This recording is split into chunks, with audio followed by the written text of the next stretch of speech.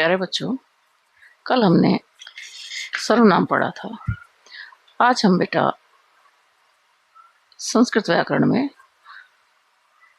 कारक का ज्ञान प्राप्त करेंगे। कारक क्या है बेटा? जब हम कोई वाक्य बोलते हैं तो उसमें अनेक शब्द होते हैं और प्रत्येक शब्द का क्रिया के साथ कोई ना कोई संबंध होता है। क्रिया अर्थात कोई भी कार्य जो हम करते हैं। अब उदाहरण मैं आपको देती हूँ बेटा, जैसे रामः वनम गच्छति। यहाँ बेटा राम क्या क्रिया कर रहा है? राम वन में जा रहा है। तो जो वनम है बेटा वो क्या है? कारक। अर्थात यहाँ राम तो करने वाला है, कर्ता, और वनम जहां जा रहा है तो यही कारक है बेटा। तो यहाँ राम कर्ता और वनम कारक, उसका कारक और क्रिया का आपस में संबंध हो गया, अर्थात राम वन जा रहा है। कारक का क्या अर्थ है बेटा? क्रिया को संपन्न करने में सहायक शब्द। अब पाणिनि के अनुसार महर्षि पाणिनि ने क्या कहा है? क्रियान्वयी कारकम, अर्थात जो क्रिया से जुड़ा हो वह कारक है। जैसे हमारा ऊपर क्या था? रामः वनम गच्छति, अर्थात यहाँ पर क्या क्रिया थी? वनम। राम करने वाला था और वनम कारक था, तो राम वन में जा रहा था। संस्कृत में बेटा 6 कारक होते हैं: कर्ता, कर्म, करण, कर्ता, कर्म, करण, संप्रदान, अपादान, अधिकरण। अब संबंध और संबोधन कारक नहीं होते, लेकिन विभक्ति से जुड़े होते हैं। तो जो अब ये पाठ हम कर रहे हैं बेटा, इस पाठ में हम प्रत्येक कारक की परिभाषा, विभक्ति और वाक्यों में उनका प्रयोग करना सीखेंगे। अब हम चलते हैं बेटा अगले पाठ।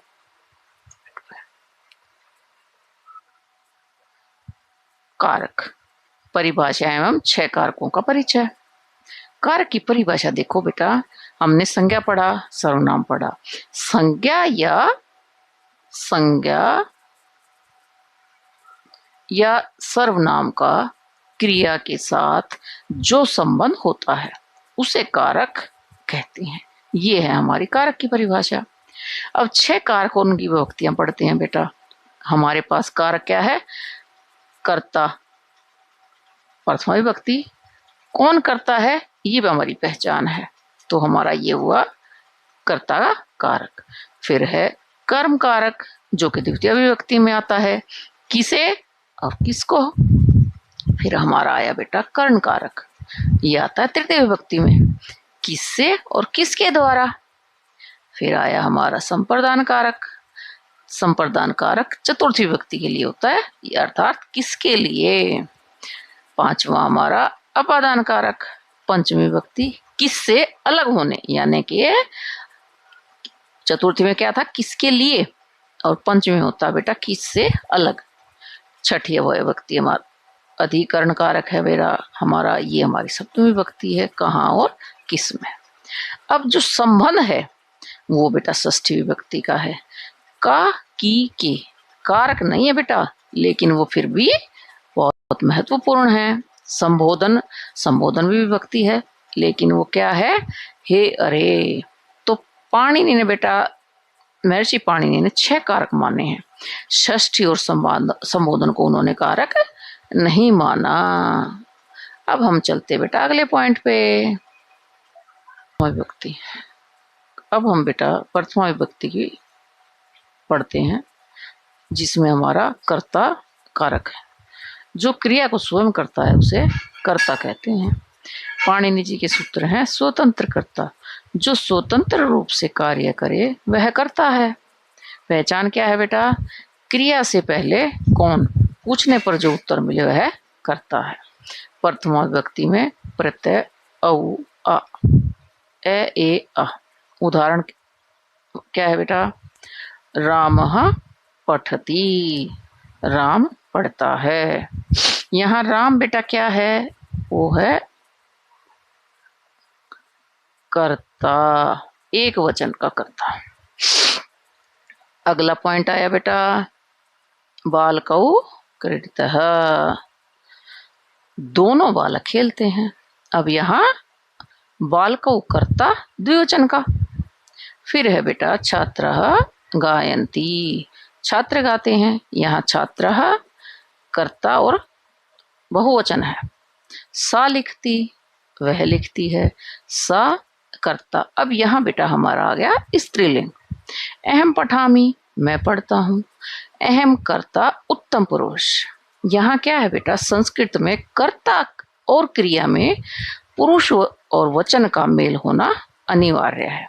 जैसे सूर्य उदेति, सूर्य उगता है। वायु वहती, वायु बहती है।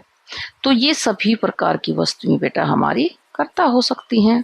जैसे यहाँ हमारा राम करता था, यहाँ हमारे दो बालक करता थे, आगे हमारे छात्र थे, वो क्या कर रहे थे, वो गा रहे थे। फिर सा लिखती, सा ये लड़की के लिए प्रयोग हुआ है, तो वह स्त्रीलिंग भी आ गया हमारा। अहम पठामि, मैं पढ़ता हूँ। यहाँ कर्ता उत्तम पुरुष। अब बेटा हम आगे चलते हैं। कर्म कारक द्वितीय विभक्ति। कर्ता जो काम करता है, उसका जो लक्ष्य या वस्तु होती है, वह बेटा कर्म है। पाणिनि सूत्र कर्तुरीप्सितम कर्म। कर्ता को जो सबसे अधिक चाहिए वह कर्म है।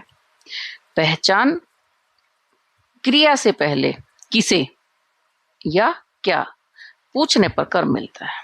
अब हम बेटा द्वितीय विभक्ति के उदाहरण देखते हैं। उदाहरण है रामः पुस्तकम पठति। अब राम ने यहाँ क्या कर्म किया बेटा, पढ़ने का। राम पुस्तक पढ़ता है, पुस्तक कर्म हुई हमारा। यहाँ पुस्तक हमारा क्या हुई, कर्म कारक। दूसरा उदाहरण है बेटा माता बालकम पश्यति। अब यहाँ माँ ने किसको देखा, बालक को देखा, तो यहाँ हमारा बालकम कर्म है। सह फलम खादति, वह फल खाता है। यहाँ क्या हुआ हमारा, फलम कर्म है।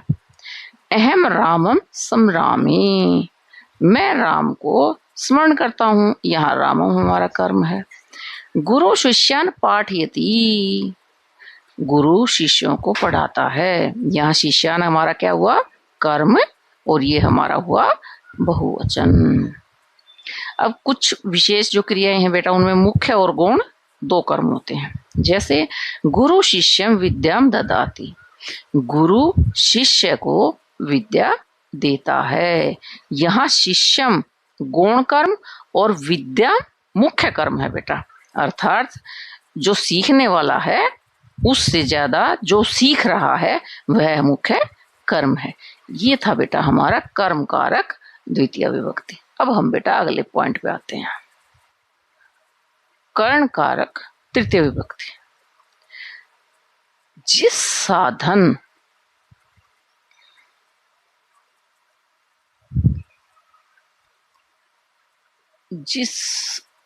तृतीय विभक्ति, जिस साधन या उपकरण से कर्ता क्रिया करे उसे क्या कहते हैं बेटा, कर्ण कहते हैं।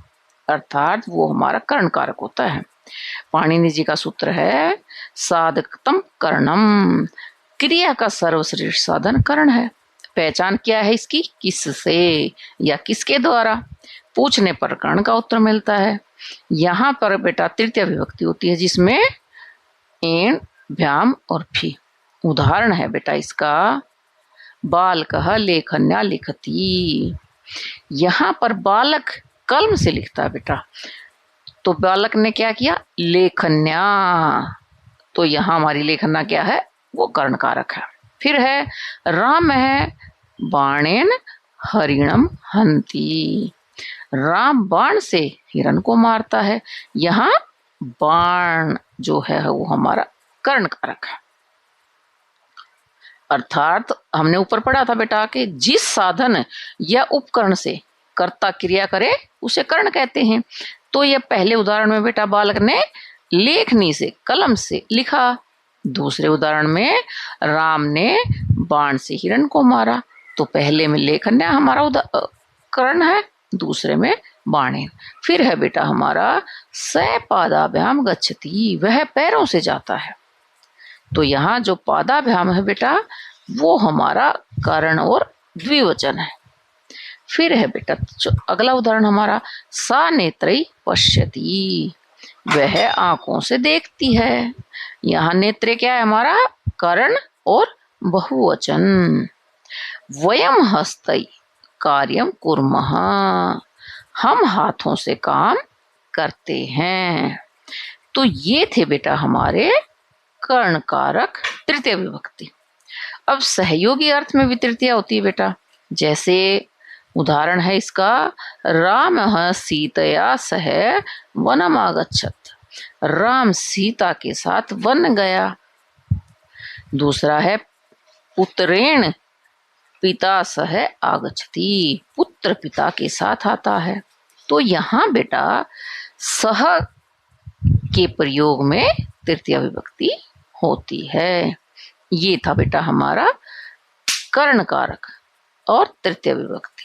अब हम अगला पॉइंट करते हैं बेटा, अगली विभक्ति चतुर्थी विभक्ति करते हैं।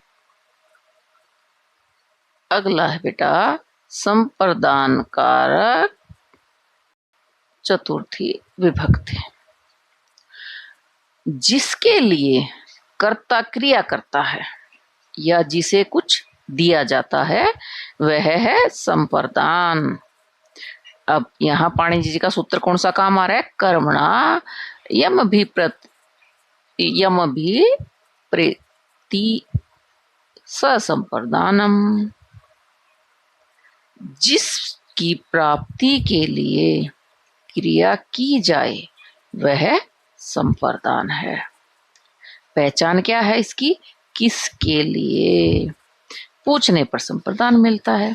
अब चतुर्थी विभक्ति में है बेटा हमारा आय भ्याम भय। उदाहरण है माता बालकाय दुग्धम ददाति, माता बालक के लिए दूध देती है। फिर है शिष्य गुरुवे नमति, शिष्य गुरु को नमन करता है। गरीबाय धनम दातव्य, यहाँ गरीब के लिए धन देना चाहिए। अगला विप्राय गांव ददाति, ब्राह्मण को गाय देता है। यहाँ विशेष क्या है बेटा, एक और बताते हैं, नमः स्वाहा स्वधा अलम के साथ भी चतुर्थी विभक्ति का प्रयोग होता है। रामाय नमः, राम को नमस्कार। ईश्वराय स्वाहा, ईश्वर को आहुति। अलम विदाय विवादाय, अलम विवादाय, विवाद के लिए पर्याप्त, अर्थात इतना पर्याप्त है या इतना काफी है। अब आया बेटा हमारा अपादान कारक पंचमी विभक्ति। जिससे कोई वस्तु अलग हो जाए या अलगाव हो उसे अपादान कहते हैं। पाणिनि जी का सूत्र है ध्रुवम पाए अपादानम, जो स्थिर रहे वह अलग होने में अपादान। पहचान क्या है, किससे अलग होना है या कहाँ से, पूछने पर अपादान मिलता है। पंचमी विभक्ति में क्या आता है हमारा आत भ्याम भय एभ है। उदाहरण है बेटा इसका वृक्षात पत्रम पतति, वृक्ष से पत्ता गिरता है। तो यहाँ पत्ता किससे अलग हो रहा है, वृक्ष से। तो यहाँ वृक्षात क्या हो गया, अपादान। फिर है नदी पर्वतात निर्गच्छति, नदी पर्वत से निकलती है। तो नदी जब पर्वत से निकलती है तो वो पर्वत से अलग होती है। फिर है बालका विद्यालयात आगच्छति, बालक विद्यालय से आता है। तो यहाँ बालक विद्यालय से अलग हुआ, तो यहाँ पर हमारी पंचमी विभक्ति होगी। सह गृहात निर्गच्छति, वह घर से बाहर जाता है। तो घर से बाहर गया और घर से अलग हुआ, तो यहाँ हमारी पंचमी विभक्ति है। सिंहात भयम अस्ति, सिंह से भय है। पापात रक्षतु, पाप से रक्षा करो। अब यहाँ हमने पहले था किससे अलग, ऊपर वाले उदाहरण में था वृक्ष से पत्ता अलग होता है, अर्थात वृक्षात पत्रम पतति। नदी पर्वतात निर्गच्छति। बालक विद्यालयात आगच्छति और सहगरात निर्गच्छति। अब कहाँ से? अब सिंह से भय, सिंहात भयमस्ति, सिंह से भय है।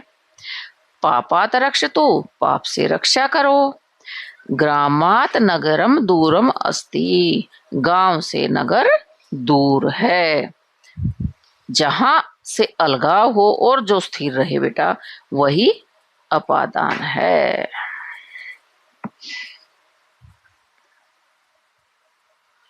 अब आया बेटा हदीकरण कारक सप्तमी विभक्ति।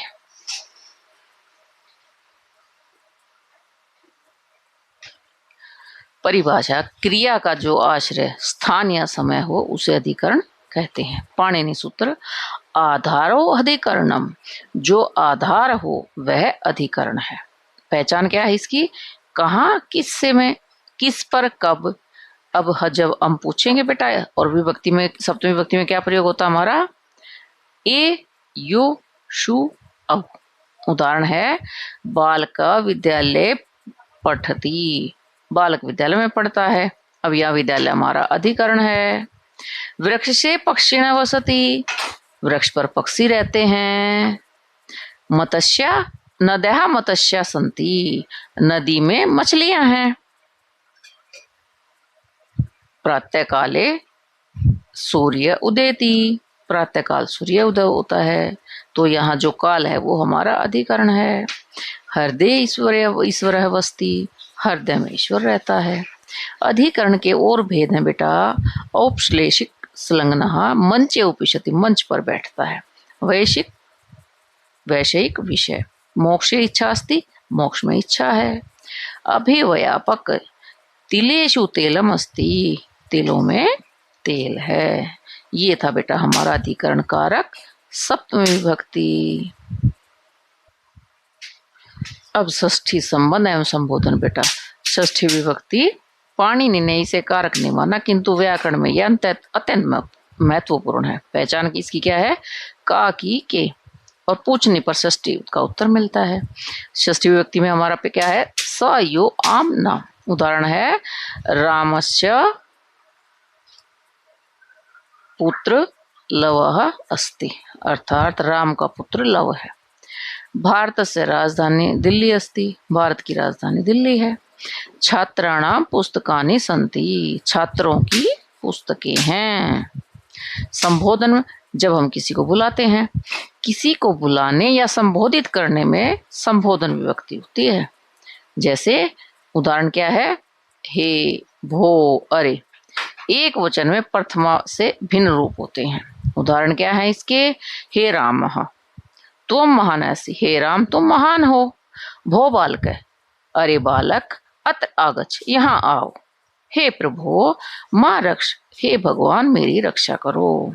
तो ये था हमारा संबोधन। अब चलते हैं बेटा आगे हम। अब बेटा हमारा सारांश, स्मरण सूत्र एवं अभ्यास। 6 कारक एक दृष्टि में हमने पढ़े थे बेटा। कर्ता प्रथमा, कर्म द्वितीया, किसे? कर्ता